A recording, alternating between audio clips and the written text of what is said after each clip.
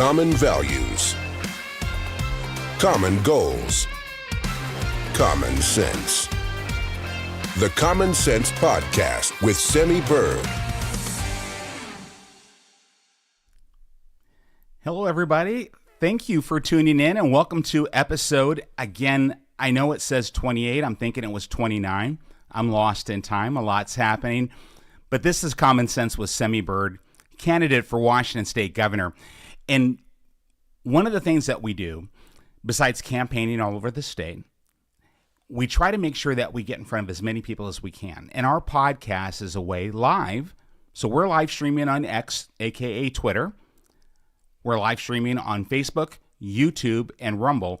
And we do this so that you can engage. You can write in ahead of time, submit your questions.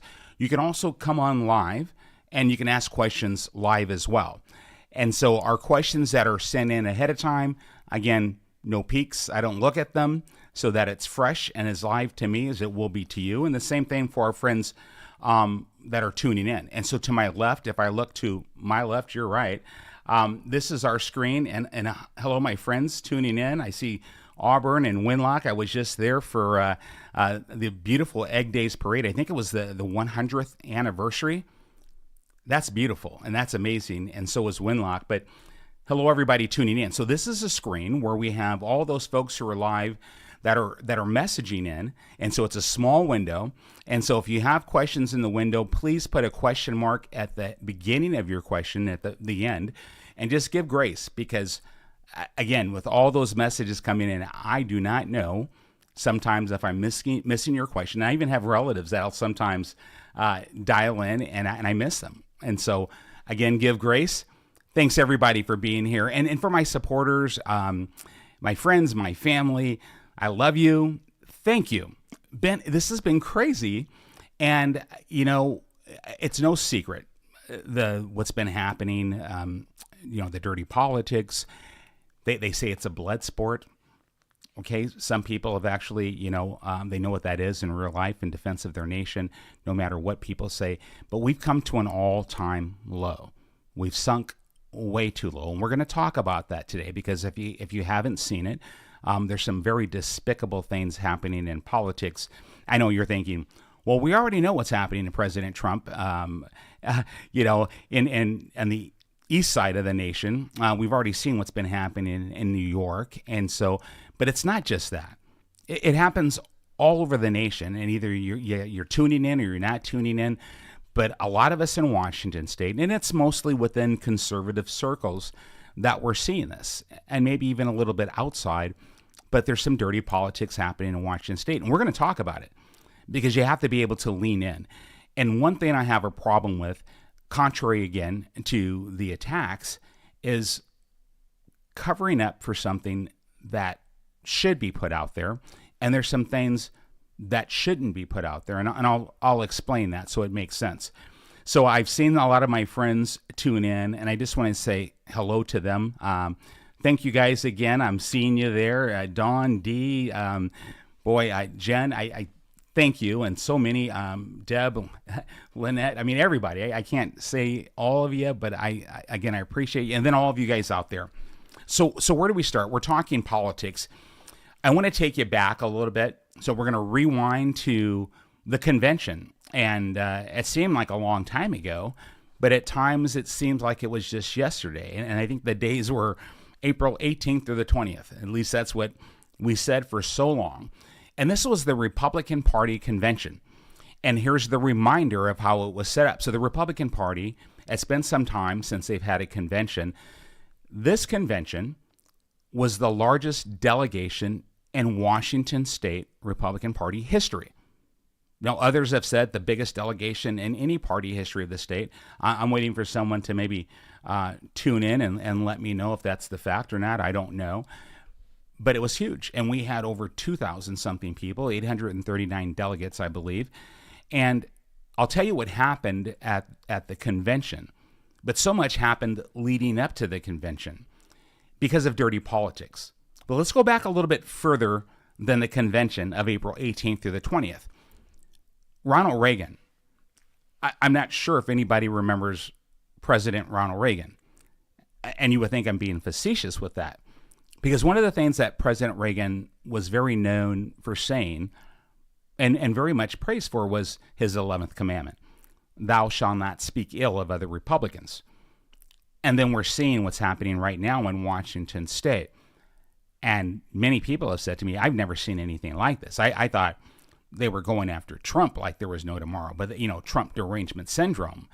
But they've got BDS, right? I mean, it's a pure case of bird derangement syndrome. I mean, I stand up to ensure that I get my word in edgewise to a so-called conservative talk show host or whatever he wants to call himself. But then people say, well, Semi was unhinged. Then you watch Brandy and some of the others, and they give a whole new definition. And so, thou shalt not speak ill of other Republicans. Well, that 11th commandment has been set afire and just, it doesn't exist anymore in Washington State. And that's a shame, because this is a time we should be coming together. We should be unifying. We're weeks away from the primary election. And if anybody ever has these words roll off their tongue, splitting the vote, dividing the party, please re-look at what's happening. Okay? You're not seeing me ever say anything, well, name calling to Dave Reichert. I don't ever call Dave Reichert names. I refer to him as a gentleman. And arguably, that may not always be the case when he calls me a con man, a snake oil salesman, a thief, a crook. But I was raised better, so I know better. It's more of a reflection of a person who tries to assassinate another person's character. It's more of a reflection of their character than it is on mine. The person who chooses not to do that same or reciprocate in that way. It goes to my belief and my values as well. But here we are now, moving forward from Reagan to 18th to the 20th. And we showed up, my amazing team and our supporters, and I was shocked and surprised. And we were there as soon as the doors opened. We were there. And my team came and they got me, and I was there. And my friend Bill was with me and stayed with me. My whole team was there. They just spoiled me. And as soon as the convention started, we were there and we were taking questions and we were engaging with people nonstop all day and all night. It was exciting. And I met people I hadn't met. I saw people that I have seen out on the campaign trail for almost 2 years, because we have been out there engaging, not in a basement hiding. We put our policies online. We put all of our statements online. We put our solutions with action online. And then we went out to every town and every county and every city in the inner city and every community, diverse communities. It didn't matter, because all matter. And we were sharing what we stood for, what we believe in, and why this is the time for us to unite and come together around common sense governance for the betterment of our children and our grandchildren and the future for future generations. This was the time. This is the time. And meeting with those people was just a joy. And the next day, and the next day, and it was wonderful. And then the night before the day that we were going to take our votes and speeches were going to be made, the candidate committee, the same committee that vets the candidates, that does their due diligence and their background investigations, that they had a secret meeting, and they decided in that meeting by a vote that they were not going to, they were going to disqualify our campaign, disqualify me, going back 31 years, when the background investigation went back 15 years, and for a felony, not for a misdemeanor. And I won't belabor that, but I want you to have context. And so they brought that forward. We had taken a vote in this meeting that no one knew about, but we did, and we disqualify Semi Bird. And those 1,839 who were there, and those delegates included a lot of Dave Reichert delegates. And I never saw Dave Reichert at the convention that whole time. I never saw him there. Maybe he was there.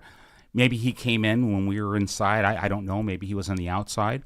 I don't know. I didn't see him. We saw his booth and some of his young Republicans there, but we never saw him. But I heard that. And so did all those other delegates. And they stood up and they said, no, we will not go there. And those bird signs went in the air. And I have to say, my wife was there. My daughter was there, my 17-year-old. And just to see we the people in action, self-governance and action, it was magical. It was constitutional. It was that which you would expect of a republic, and it was a beautiful thing. And then utilizing Robert's Rules of Order, a gentleman brought forward to restore us back to how it was before this candidate committee met in the darkness and took their vote with those same individuals who apparently, according to Dave Reichert in his own words to the press, somewhere, I believe, I don't know, in Spokane, to say that the convention rules were changed and he was the victim of all of this. That party leaders had promised him that I would be disqualified. And when we the people spoke up and said, we're not playing that game, then all of a sudden rules are broken, promises are broken, and I'm not going to show up and I'm going to pull my request for endorsement.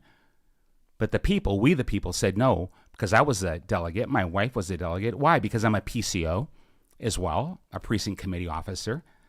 I'm also a chair.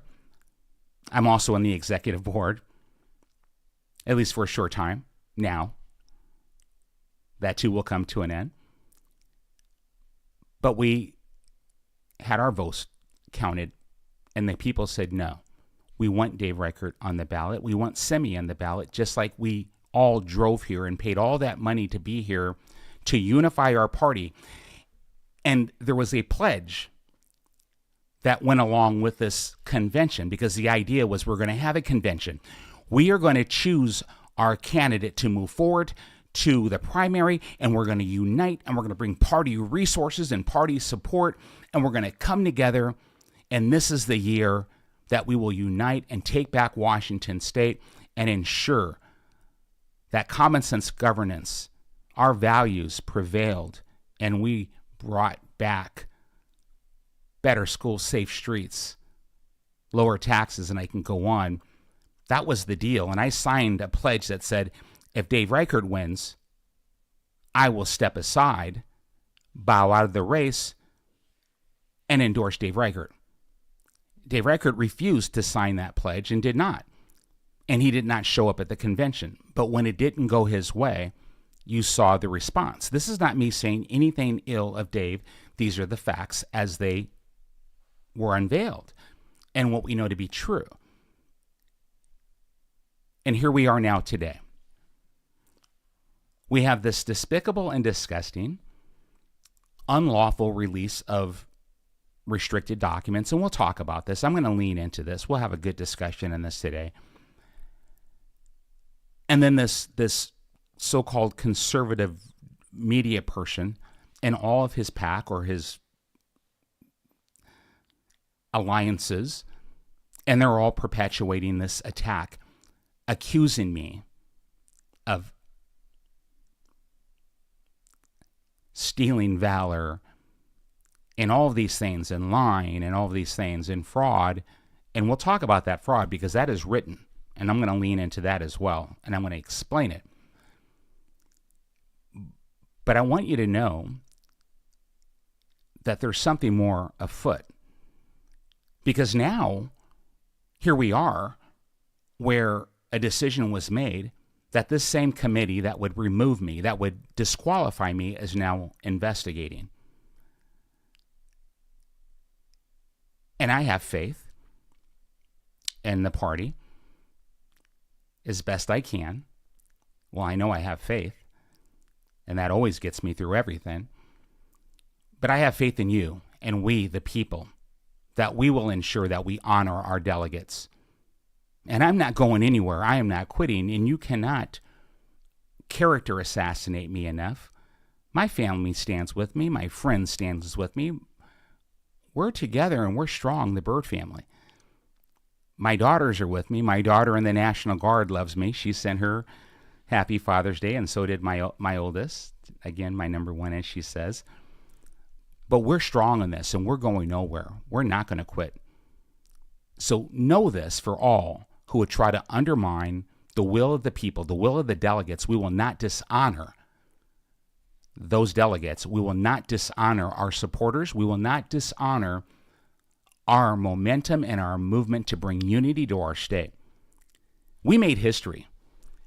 We made history in Spokane. We made history of that convention. And I'm going to say something, and I don't want you people with certain hidden agendas or hidden feelings about things to take offense to what I'm going to say, but this is America. We're a beautiful melting pot. E pluribus unum, out of the many one. And we, the people, nominated and endorsed the first Black American in the history of Washington State for the office of governor for any party, Democrat, Libertarian, or Republican. And we did it not based on quota, not based on equity, and not based on how it would look to the media. We did it based on merit, meritocracy, because that's what America is, and that's what Americans do. And because those people saw me campaign my fanny off, and I did everything in my power to earn your vote, to earn that support. And it was a blessing of support when you all showed up, and I can never thank you enough. It was a beautiful, beautiful day for us. But some people have a problem with that. And it's about time we accept that and understand that instead of hiding or running away from it. What is our party? Some of these are the same people that semi-taught diversity and inclusion. The nation, the melting pot, the party that ended slavery, the party that was formed around a principle that abolishment was the only way because enslaving people of color, the Africans or Black, that's horrific and evil. And that it was the Republican Party. I became a Republican when I was 18 years old because of that, women's rights and civil rights. It means something to me to be a Republican. It has my entire life that I have been a Republican, but these same individuals have tried to take that. Well, first they tried to say that because my cousin with the same name, just different middle initial, but you could see that, but they brought that out to say, I donated to Democrats or I voted Democrat. Well, I haven't. I don't think I ever will. I'd like to think I would be open-minded enough to do so, but the way things are looking, I cannot see how that's possible, not in my lifetime, unless something drastically changes. But they tried to take that away. The same person who has messaged and taught the horrors of indoctrinating children with critical race theory, they tried to say I taught diversity, and then they just added the word equity and inclusion. You cannot change a person by simply using your establishment media sources and all of your money to create your websites and target and bring evil. It just won't work, because inside all of us, there's this sense of decency that we understand and we recognize evil. And today we're going to talk a little bit about that. So understand, we are not playing this game anymore. I am not. I will be bringing it out. I will be talking about it. But I say to all of those who continue along this path, I seek unity. I seek love. I seek a state that protects the innocence of our children, that enforces our laws, that lowers taxes, that values our small business owners, which is the lifeblood of our economy, that's willing to roll back those energy codes that is driving up the cost of housing, urban and rural. There's too much work to be done to continue to attack one another. We cannot do this and be successful. You don't see the Democrats doing this to themselves, but you see the Republicans using far left, liberal, progressive, Saul Alinsky rule for radical tactics against their own Republican candidates. Stand up for what you know is right. And if you have a question for me, ask it. I will bring truth. I want to read a couple things to you, and then we're going to do some questions. Because again, usually I don't do this kind of preaching. Last week, my command sergeant major, many of you don't understand military structure. Again, these individuals brought this horrific allegation up, and then they released this reprimand that was restricted, never meant to be seen by the public at all. So here's how I can put this in context for you guys to understand. If you've ever had a therapist, I haven't. I'm a behavioral, scientist, but not a therapist. But if you've ever had a therapist, a psychologist, a psychiatrist, or just someone that you confide in, and maybe through your sessions, they're taking notes and you're sharing things that you expect to be held in confidence, and you say things that you only expect, and then all of a sudden they bring it out and they put it through all the media, and now they're going to use that against you. How would you feel? I feel much the same as this. And what they accuse me of is the same thing as sexual assault or doing an unspeakable. It's despicable. It's disgusting. And to the other folks, obviously, I could say, well done, if this was in another country, but not in America. So I can't celebrate it, but I can stand up against it, and we are.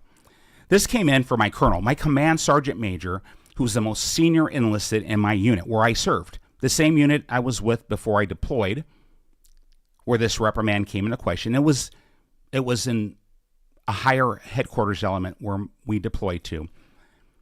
And then this last weekend, I received this amazing character reference from my last commander, Colonel. And I'll put the letter out there, Colonel Parrish. It's amazing. Command Sergeant Major Saunders stood up to support me, not based on lies or to make things up, but based on truth. My service, the truth, the fact of the matter, to say I was exonerated of what I've been accused of, and my colonel to reflect. I was Sergeant First Class Bird's commanding officer from August 2014 through his retirement in July of 2016, where he served as Special Forces Assistance Operations and Intelligence Sergeant. Shortly after taking my command of the Special Operations Detachment Pacific, one of my staff members told me about Sergeant First Class Bird's incidents during a unit deployment in support of Special Operations Command South in 2009. He told me where there were discrepancies on whether or not Sergeant First Class Bird earned a Special Operations Diver badge and submitted evaluations for non-rated time, periods of your service throughout a year. If you work and you get evaluation from your boss, this is what we're talking about. And he alluded to keep an eye on Sergeant Bird because his character cannot be trusted. And they talked about this reprimand, but the colonel mentions here he never knew anything about the reprimand until Jason Rantz, meaning he did not read it until the Jason Rantz show, and there's probably a reason for it. It was restricted. He said, what I always appreciate, a heads up, he appreciates that, but his leadership, true leadership, he says, I always give the soldier the benefit of the doubt, not succumbing to this hearsay information from 5 years ago, especially if the incident has already been dealt with. I did keep a close eye on Sergeant First Class Bird for potential issues and character flaws. Over the next 2 years, Sergeant First Class Bird consistently exceeded my expectations. His character, ethics, dedication to duty, and support for his fellow soldiers was exceptional. He worked in numerous projects for us and always produced a superior result. He was awarded his 6th Army Commendation. I lost track. It could be less, could be more, I don't know. Army Commendation Medal for his superior performance during an exercise in Taiwan in 2014, and then later a Meritorious Service Member Medal in 2016. His rater rated him in the top block, among the best on his evaluation. And the deputy commander, his senior rater, gave him the top block score of overall performance, overall potential. The bullet comments included: possesses tremendous potential, has historically performed duties usually reserved for field-grade officers. At the strategic level, a future sergeant major, will excel in all positions of responsibility. My observations were that he always embodied the Army values and was an outstanding NCO. And here's how it ends. I recently spoke to one of my officers, a lieutenant colonel, who supervised Sergeant First Class Byrd at Special Operations Command South. This is when the reprimand happened. He commented that mistakes were made on how Sergeant First Class Byrd's evaluations for non-rated time were handled, but that the entire incident got blown entirely out of proportion and no ill intent was met. This is what the lieutenant colonel said, who was with me down there when all this happened. The lieutenant colonel also stated that Sergeant First Class Byrd's performance was exemplary. And even after the incident with the reprimand, Sergeant First Class Byrd was chosen to serve at the Special Operations Command South liaison to Southern Command in response to the 7.0 earthquake in Haiti. Sergeant First Class Byrd was recognized by Brigadier General Pagan and his chain of command for his outstanding service in support of Operation Unified Response. I also have here my actual evaluation during that period of time. Many more documents and facts. There's truth behind many things. And so what you may have read, me falling on a sword or whatever you want to call it, there's more to it than what meets the eye when you want to talk about speaking truth and accepting responsibility. We're going to take some questions. I'm going to move to the left, and I'm not even done yet. We're going to lean into this even more. So again, I'm going to look to the left. If you guys have any questions, I'm going to scroll up here. Then I'm going to go to my question. It says, okay, Levine. So Levine, where's the money? Where's that? Okay, I think people are talking to each other. Bear with me, you guys. Someone's talking about Ferguson, where the $1.17 billion of COVID relief aid went. I can tell you this, that $340 million that this administration brought in from the federal government was used for illegal immigrants. I can tell you that. So again, someone said, in light of the unlawful nature of employment within Washington State will be addressed. Yes, 100%. Gosh, you guys are on fire over here. You guys, I'm looking for some questions. Oh, and I love you guys too. Thank you for the feedback. So we'll keep scrolling up. Let's see here. Okay. Somebody here. Someone says, Randy says, have you sought an endorsement from President Trump? No. Again, everybody knows I'm voting for President Trump. There's no choice between Joe Biden and President Trump. I choose closed borders. I choose energy independence. I choose a thriving economy. I choose no more war overseas or wasting billions of American dollars overseas. I think we should spend that money on Americans, America first, Washington first. Those monies should have went to Washington families, Washington children, and Washington veterans. So yes, I'm very upfront about that. People can call me whatever they want to call me. I'm not some ultra mega maga Mr. Mean or whatever they want to call me. I recognize common sense, good governance, and that's where my vote's going. And we need to save our nation. And then we're going to save our state if we, the people, are willing to fight for and believe in we, the people. Just like we did in Spokane. If we stand together, we can do this together. If we're willing to work for it, tell a neighbor, put a sign up, 4x8s in every corner, we can do this. We have an amazing team like you've never seen. Their hearts, and like many of our supporters, their hearts are with us. This is something you cannot buy. And when you talk about a candidate and the only thing you can say is he can win, The only thing you could say is he's got a lot of money. And the only thing you can say is he's got name brand recognition. What does that say about the Republican Party?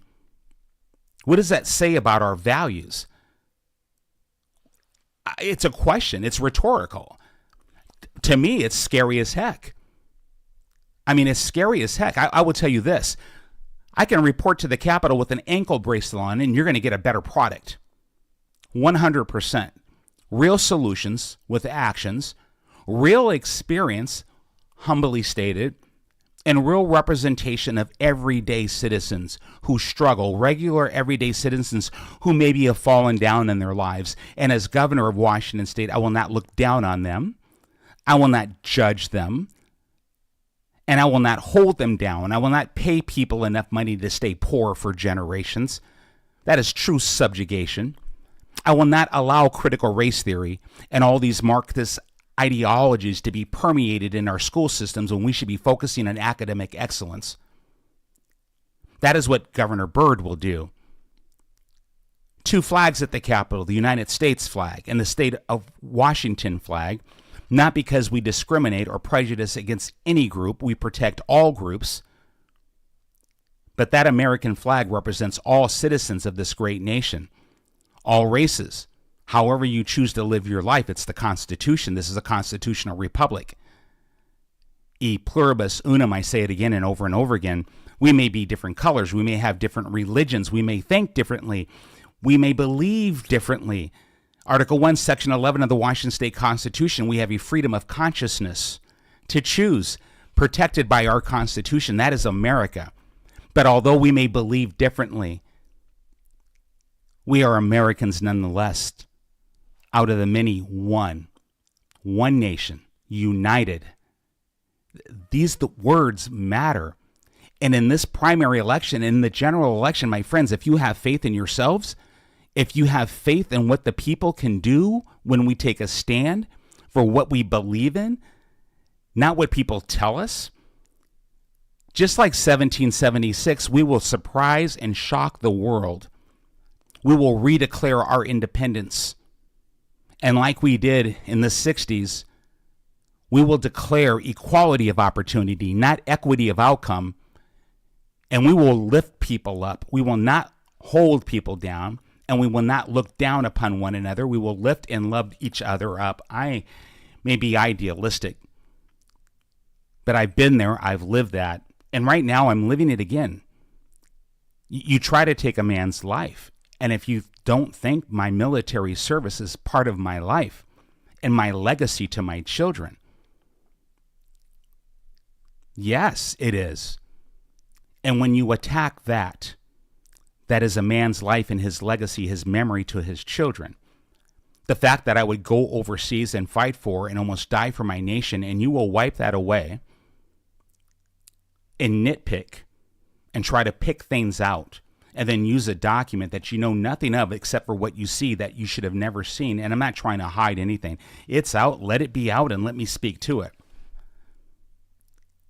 But my friends, America is something greater than vindictiveness and the evil of suppression, the evil of character assassination. When they brought that out on Memorial Day weekend, people said, the people who don't support me, why do you keep talking about Memorial Day? Because that was the day that we remember those who died for our nation. And when you get a Silver Star and a Purple Heart, a Bronze Star of Valor and a Purple Heart, that combination usually means it's posthumously, you die. And it's almost as if this group, these media jocks, are trying to attack me and character assassinate me, punish me because I lived to come home to my family. I dared to live to come home. I didn't die in combat, so now you want me to die in my own state by taking my honor, by accusing me of these horrific things, and then nitpicking my records apart and trying to take administrative minutia of things and spinning it because you control the airwaves within these circles of individuals who would never support someone like me running for governor. Admit it. Admit it. I'm unafraid. I'm unafraid, and I'm not hiding from you. I am a proud American. American, not Americant. Am I getting fired up, you guys? Am I unhinged yet? Will I make the so-called conservative media talk show and Simi was unhinged? All right, we're going to switch up, y'all. We're going to switch up. All right, John says, why hasn't there been a debate between you and Reichert? John, good question. I've asked Dave. We had something set up by one of his greatest advocates who blackballed me from the Pierce County Convention. There was going to be a debate. And then there wasn't a debate because they backed out. And why he's afraid to debate me, I understand. It wouldn't be a good strategic move because then you would have to talk about policy. You would have to talk about solutions with action. People may ask you about your stance on abortion. And then we would maybe watch to see whether you give the same answer in Clark County that you would give in King County. Whether you support the idea of stocking up on abortion pills and perpetuating what others could call using abortion as a birth control, or valuing life from conception until last breath, while still at the same time respecting the rights of women to say, we have a law in place. We're not trying to tell anybody anything. Our job is to protect the rights of citizens. Let's start by bringing programs to prevent unwanted pregnancy. Let's streamline adoption. Let's make sure those women who may be in a difficult situation have the protection of prenatal care and support and love in their time of need. Let's protect them. You don't have to compromise your values or say one thing here and say another thing here and then laugh about it. John, we tried, and not me, many tried. And then others said, why should he debate? That is what that gentleman in Pierce County who leads that party said. The convention's locked up. Why should he debate Simi? Why throw that dog a bone? Well, apparently that dog did not hunt in Spokane on April 20th. So, John, there's your answer, my friend. I would love it. And I'm looking forward to debating Bob Ferguson because I won't run away from that. I'll step forward with a smile and we'll have some good discussion. Ron says, how is it that in Washington State, your signature is on the envelope for everyone to see, but not on the ballot? So I get you. And even worse, Ron, where you declare your party affiliation, that's wrong. And it compromises election integrity. So we should be talking about that. Brad. So Brad's going into the military stuff. This is good. Brad says, what kind of discharge did you receive from both branches of the armed forces that you served?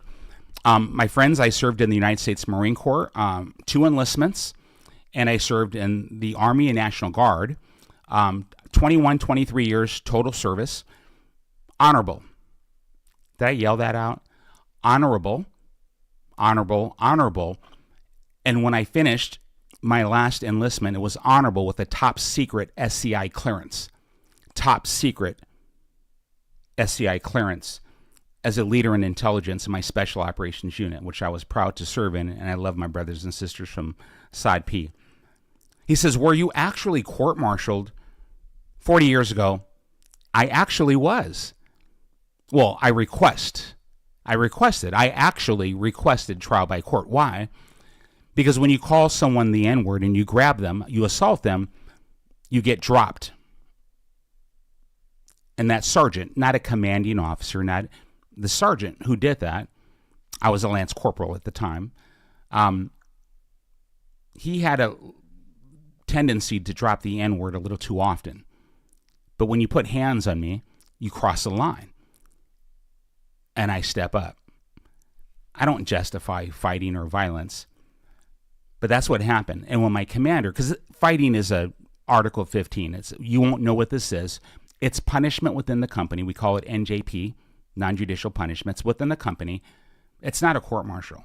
But under the Uniform Code of Military Justice, any soldier, sailor, airman, Marine, Coast Guardman has the right to request. And I did, because I wanted it to come out, because he wasn't going to do anything to the sergeant. I had a problem with that. I was a young kid, a little naive and principled. I guess the principle thing hasn't really changed much. So thanks for asking, Brad. Hopefully I was direct enough with you.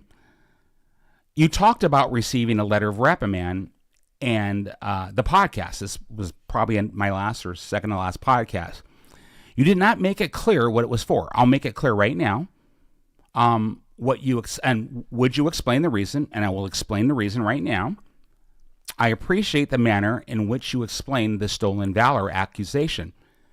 Thank you, Brad, and I appreciate the manner in which you just asked this question, or series of questions. I'll start with the last and then go to the other ones. Yeah, that was the big article by Mr. Jason Rant. Stolen valor, fraud. Stolen valor. I've had 2 medals of valor, the Bronze Star of Valor and the Purple Heart. And he and his unnamed and then later named supposed Green Beret, and I know this last guy, not from serving in my unit, never served with him. When you start to go back in 2006 and talk about combat operations, to which from this conservative media person supposedly, who's never served a day in his life except maybe, and all the other ones who are talking so passionately about how despicable and dishonorable I am, never served a day in their lives. But yet they're so quick to pass judgment because I dared to live, to come home to my family. And so what Brad's referring to, I believe when he says he appreciated how I explained it, it's more than explaining. I put out the receipts. All those other very senior people who become generals who signed off on after investigating and looked at it to say, no, this, absolutely, we approve this medal. And then we have the orders for it. And then the Purple Heart. You cannot fake that stuff. You cannot.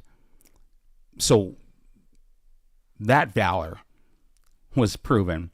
And then now they're trying to talk about administrative badges and other things. And information and documentation was provided. And the party now knows more than they knew since the Rants article. And we'll see what the party has to say about it. I will give them that same grace I gave them at the convention and after the convention. I'm trying. So the reprimand. The reprimand was not for any stolen valor. It was not for the badges and medals and stuff like people are trying to make it out to be. It was about a warrant officer application. The concept, the idea, was for me to fill a slot that my unit needed. And they wanted me in that slot. And it was my senior officer's idea and suggestion. And they facilitated, supported, and made all this happen. And I was right along with them on this journey. So no blame. They went to General Pagan, that general who wrote the reprimand, and told him the truth. That's how awesome my officers were. At that time, at least at that time, they stood up and told the truth. At that time. That was honorable at that time. It's the reason why I'm saying that right now. Because we're in a different time. And you heard what Colonel Parrish said. That's honorable. You heard what Command Sergeant Major Saunders said. That's honorable. Because it's truth. Not because it benefits me. But that warrant officer application had several evaluations. And someone said, did you forge those? People have said, I forged. You cannot forge things of which other people sign readily for.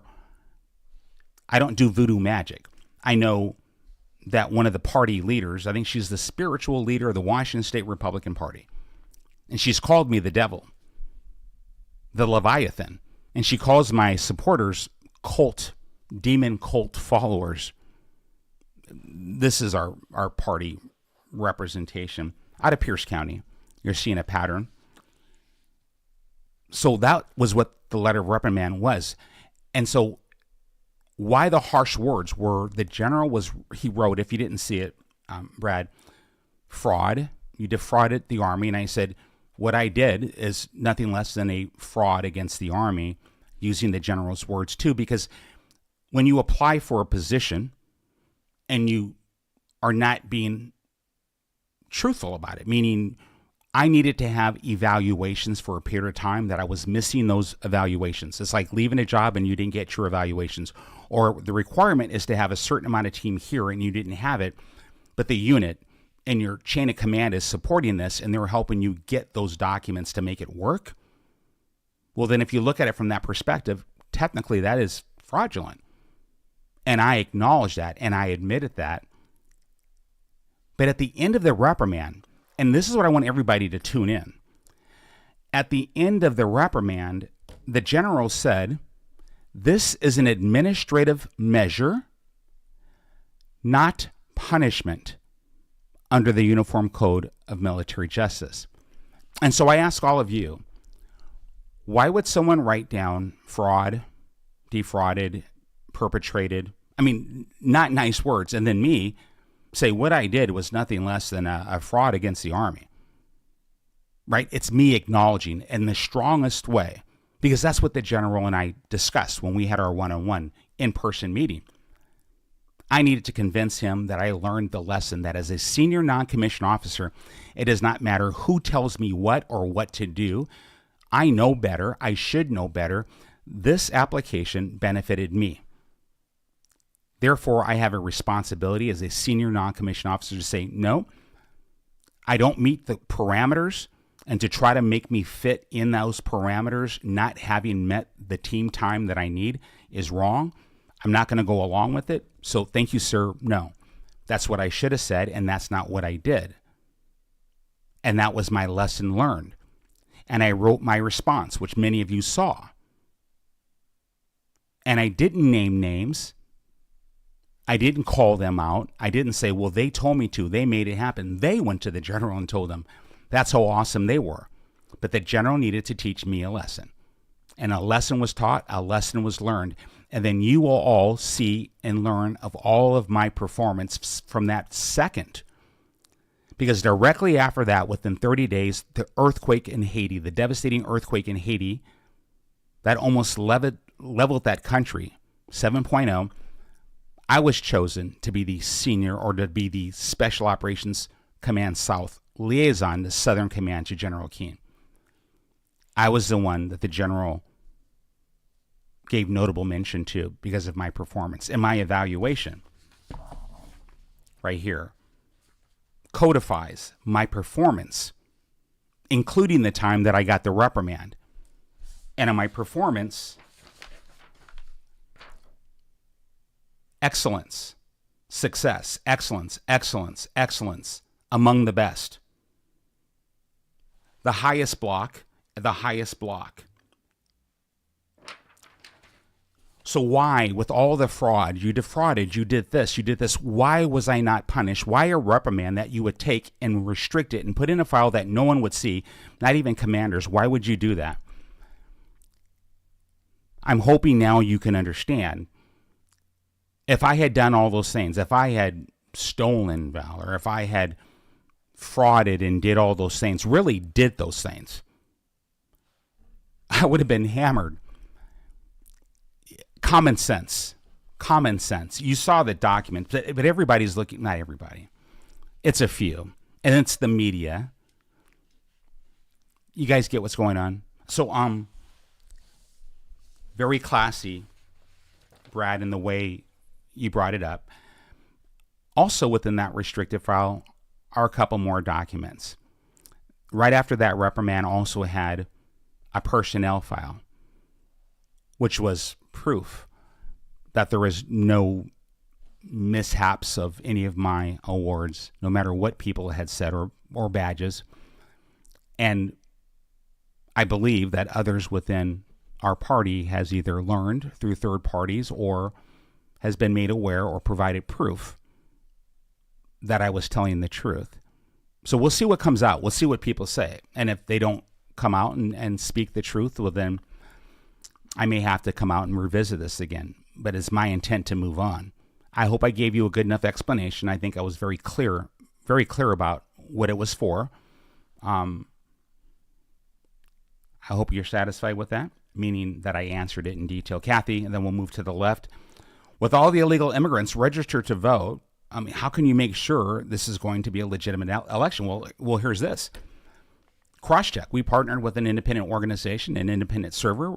You can go online. You can register at Crosscheck. We're going to put that on our website. More information on this, where you have the state results that'll come in November, and then you'll have the validation tool that we have signed up for, and you can sign up for and do an online affidavit, which validates your choice for candidate.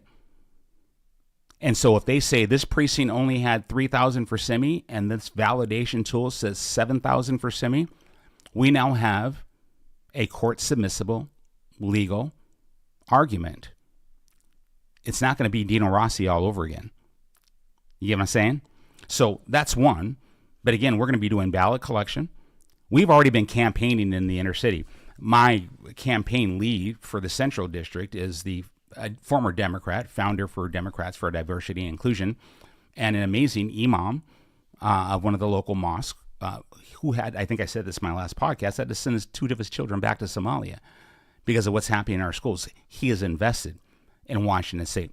So is my friend Kevin, invested in Washington State. It's not a matter of party.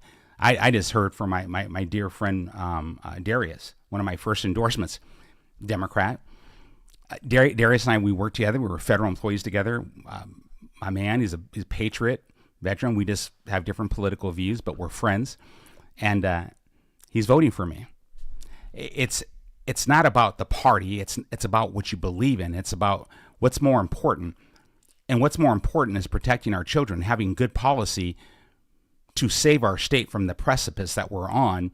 It's not about who has more money, who has more power, and who owes more to the elitists that are ruining our state and our country. And so that is one thing in terms of the election. And then in terms of illegal immigration, I think you all know on day one, I'm ending that sanctuary state status with my first executive action. And then we're going to partner to bring a new initiative that says our laws will start to cooperate with federal agencies such as ICE. So there's that. Okay, I'm going to get my mouse going over here. I'm hoping you guys are still tuned in. I feel as though I'm doing, I was going to say doing all the talking, but I guess that's what this is about. I'm seeing what's going on here. I'm trying to catch up. Someone said, follow the globalists. Yeah, globalists. Bill Gates donated to Dave Reichert. That's true from I think the last one of his last campaigns. Again, that's up to you guys to research. Again, that's not me saying anything bad about the gentleman. Am I clear to see where this is going? I'm Dave. So I can't say what I'm looking for. A question. I see my friends, Gina.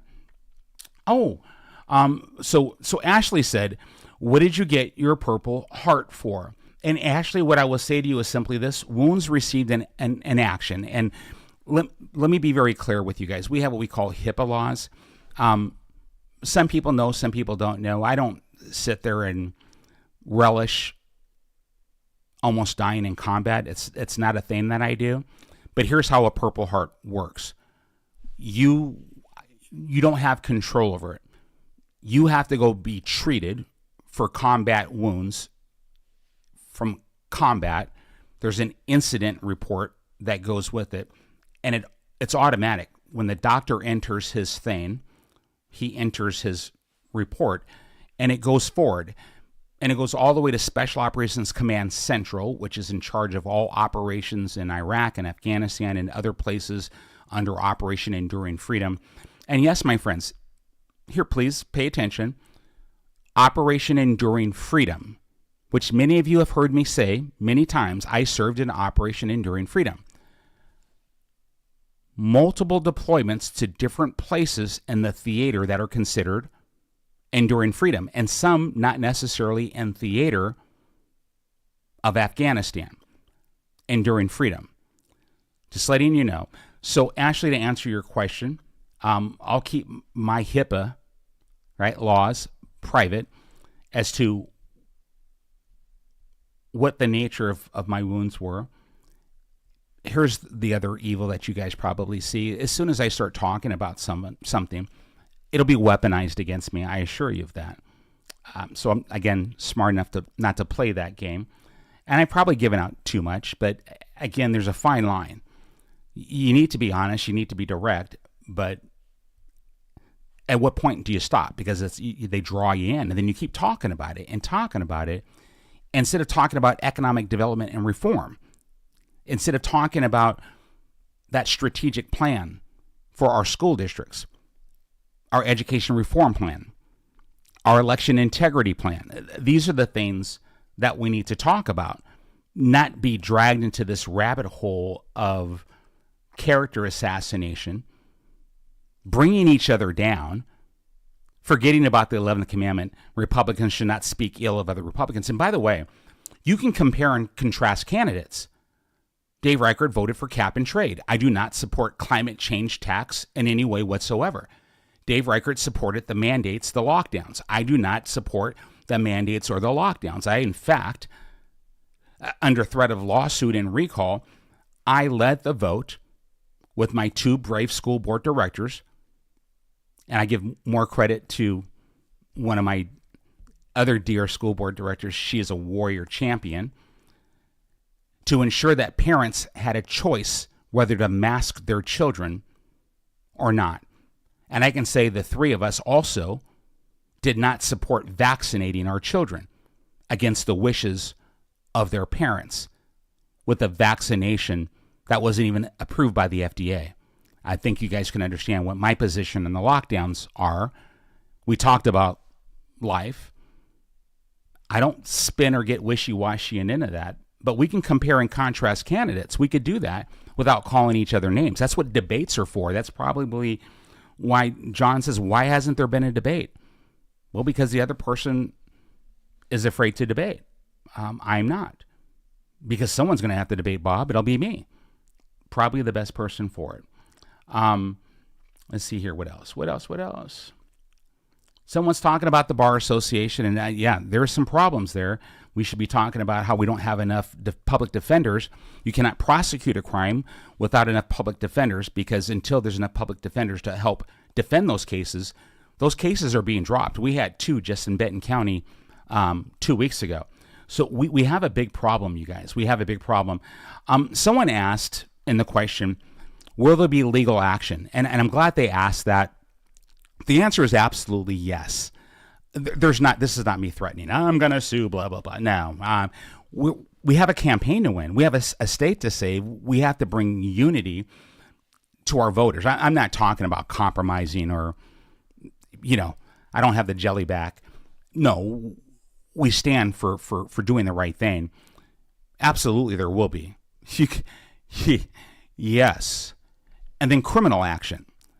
Because it's important for people to understand the law, the Privacy Act of 1974, and the Military Records Protection Act, which falls under the Privacy Act of 1974.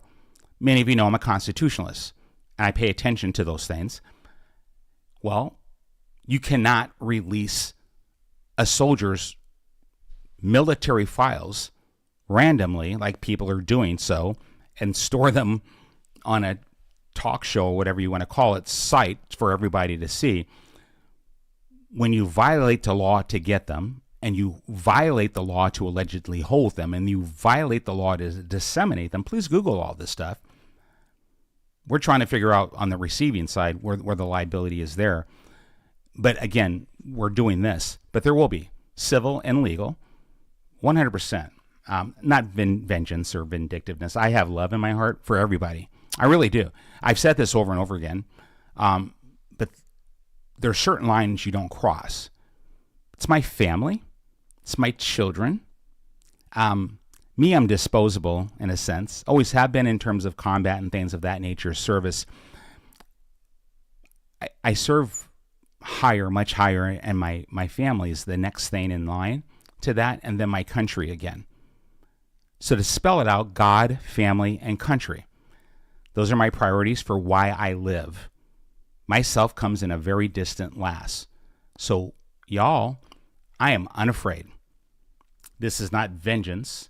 This is accountability. You heard me say I was accountable for my actions. I told you, and I have my proof of how I was rated and how I performed, even under that very difficult time. You never give up. And my former commander, he didn't give up on me. He stood up for me. My command sergeant major, he didn't give up on me. He stood up for me.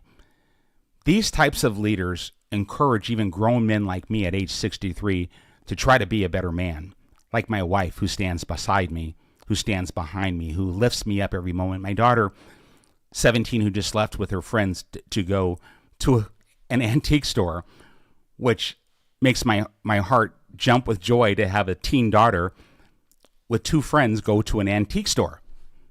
And I know that's where they're going because she's a nerd like me. So I'm a happy man. I'm a blessed man. And I got to say this as we're running out of time, but I'll spend as much time as you guys want me to stay. If you knew the love and support that I received, the people who helped me put documents and packets together, I had a tough box full of documents. You should see my living room. Up and through last night, I have emails from the individuals about these evaluations, these NCOERs, from those individuals who signed. I have emails from them talking about this, not me calling up and begging, please do this, let me forge it and let me, oh no, we're ready.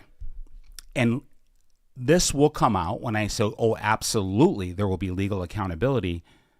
You will all see that, I imagine. I mean, I don't release things unlawfully, but I think it will be pretty public, I believe, once it goes. I don't think I've ever sued anybody before. I'm not saying, I'm just saying, I don't want to give away secrets, but I imagine it'll be available for people to review. So, no, wrong person, wrong thing. You can go after a misdemeanor, you can go after bankruptcy or something like that decades ago, half century ago. Go after that, that's fine if you think you have to do that. If you live in that kind of world where you have that darkness that you have to try to rip people's lives apart, you think that's somehow justified for politics. It's not. It's not at all. And we must be better. And my friends, let me just say this as we get close. It's we the people either enable this behavior or we extinguish this behavior. When I said there will be criminal and civil actions, all I know is this. Probably shouldn't say this. So there's an office, Department of Defense Office of Inspector General investigation happen right now. I tried to access my own records because I was going to do a video of me going in to click on the restricted file, to show it pop up, and then open up the reprimand so you guys can all see this, and then scroll down because I was going to give you a hint of the documents that are there, just to, maybe that's a little not good of me to do that, just to tease people, but I couldn't even get into my file. Then I spent 2 hours trying to find out what Hannah, Montana is going on. Why can't I get in my file? And finally, after they elevated it to the next level, they said, there's either the infamous or the famous who can't access a file. I said, which am I? They said, you're in the famous part because apparently there's something going on with you running for an office and there's people looking into this because something happened to your records. And that's all the gentleman would say. And then I knew what it was. So it started. And thank goodness, because I was about to make some more calls because I'm not going to let that go. So that's what I got to say. Someone said, what do you think about the Washington Republican Party meeting to reconsider endorsement? I want to give grace in this. I have to give grace in this. I'm a passionate person, and I know that. My passion to do good, my passion sometimes being what you guys have heard me say drama queen sometimes. I am a passionate person, which means I give all, and I feel for things. I can be upset about things. I'm very upset about this. And you don't want to give those who perpetuated this evil against me to have that, we did it. But that's okay. It doesn't control me, and neither do they, because again, it's not possible. But I have to give grace to say, yes, I have a problem with the GOP allowing the same candidate committee that would disqualify me, the same people, I think bar one, I don't know what I don't know, to do this, to reinvestigate or what have you. I can't speak to that and truly know what's in their heart, so it would be wrong of me to make an assumption that could cause harm. But I want to give grace. Again, you have to understand, I'm a PCO, I'm a party chair, I'm on the executive board, at least for now. And I will tell you, I will be not at all in the future. So I will tell you that right now. I serve the Constitution. I serve a republic, and I'm a true student of self-governance. I've been a Republican my entire life. None of my value systems have changed whatsoever, but I've been woken up. Not because I'm naive. It's I've been woken up like COVID did, like the 2016 election did. You see the veil come down and you see certain things, but still inside of yourself, you want to give grace. So, Jojo, I'm going to try to give grace. We'll see what they say. I think there's a meeting that'll happen. They'll have a conversation about it. I think they'll make a decision. I think they'll make a statement. I've never seen separate but equal like this in my entire life. I don't remember what it was like when I was a little boy as much. I do remember an incident where we couldn't sit at one place to get a shake.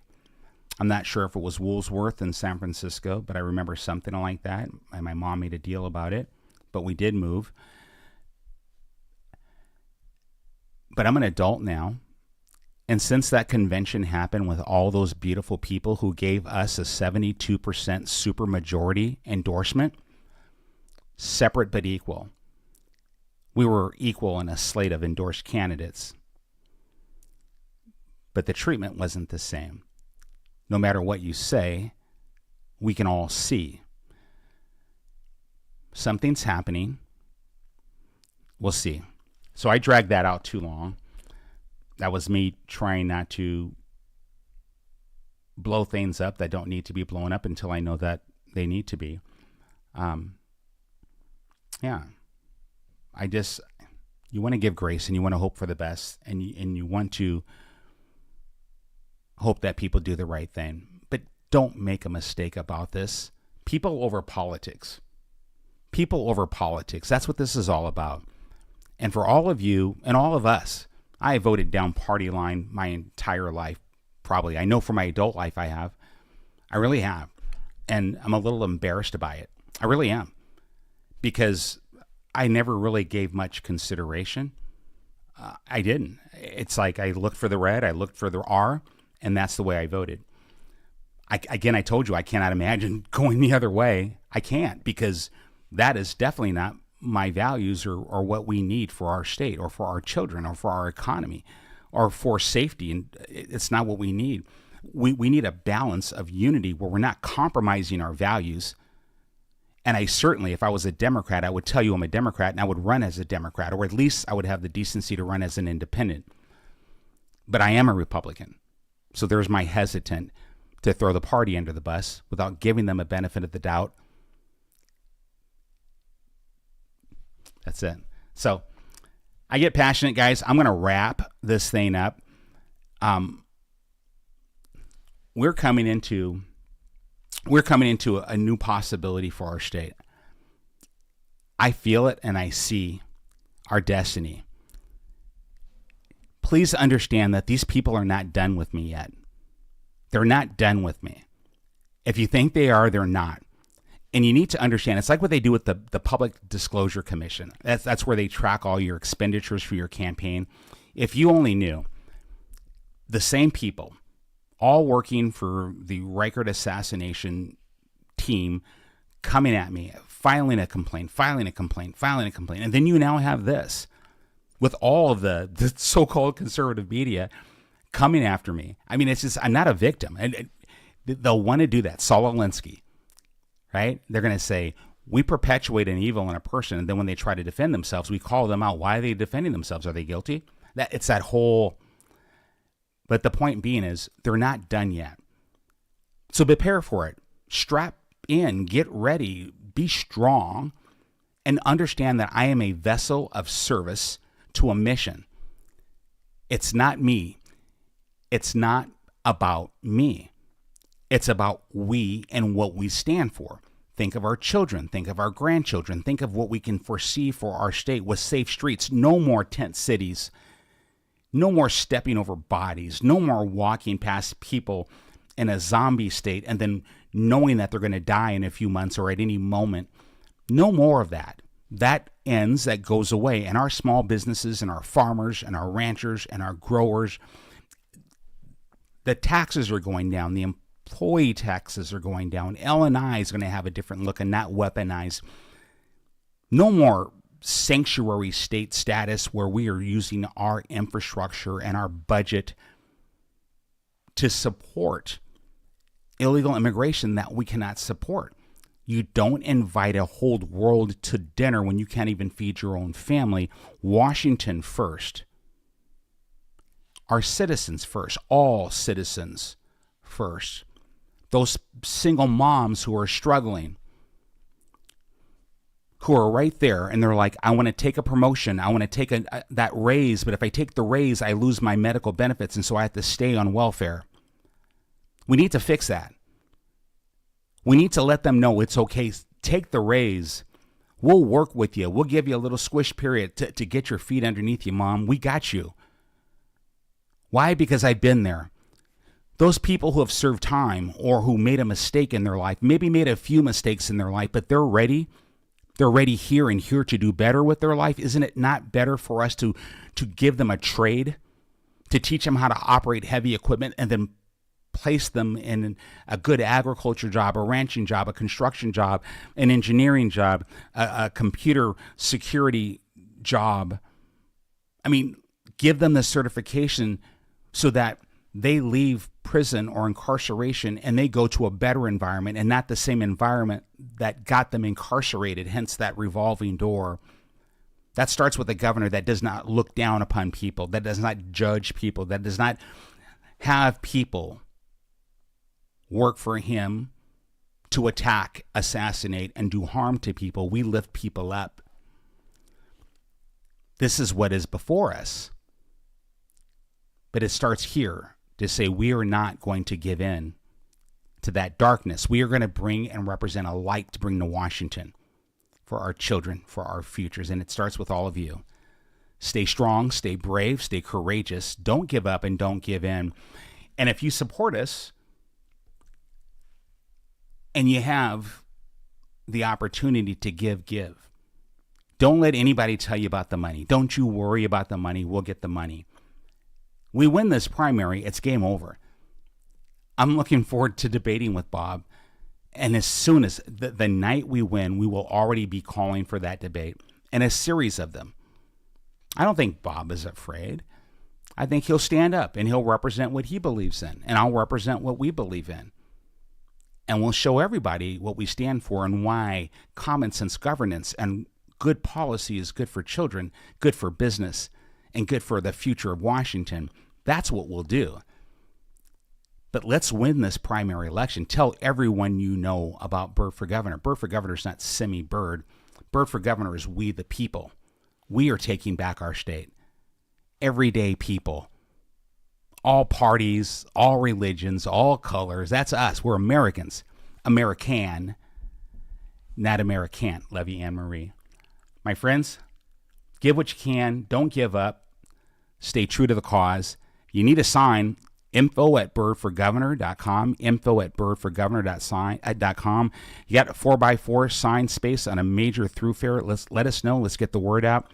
You want to set a place, set it up. We'll be there. We'll go anywhere, everywhere. I'm ping pong balling all over the place. I think I'm going to be in Stevens County tomorrow. Stevens County, I think 3 events tomorrow. We're everywhere. And then back to Seattle, Juneteenth. June 19th, the independence, the true ending of slavery in America. That is something to celebrate. Now, again, hear me out in this. You need to, if you have not Googled or looked up the history of Juneteenth, please do so. It's an American holiday, something we can all be proud of. America, something we can all be proud of. Juneteenth's coming up, and I'm going to be in Seattle at Jimi Hendrix Park, one of the greatest performers in the world, right here from our state, in our state, still. Praise be. God bless you all. Thank you for staying strong, staying with us, standing by me, in front of me, pulling me, pushing me. Us, we, the people, will prevail. God bless.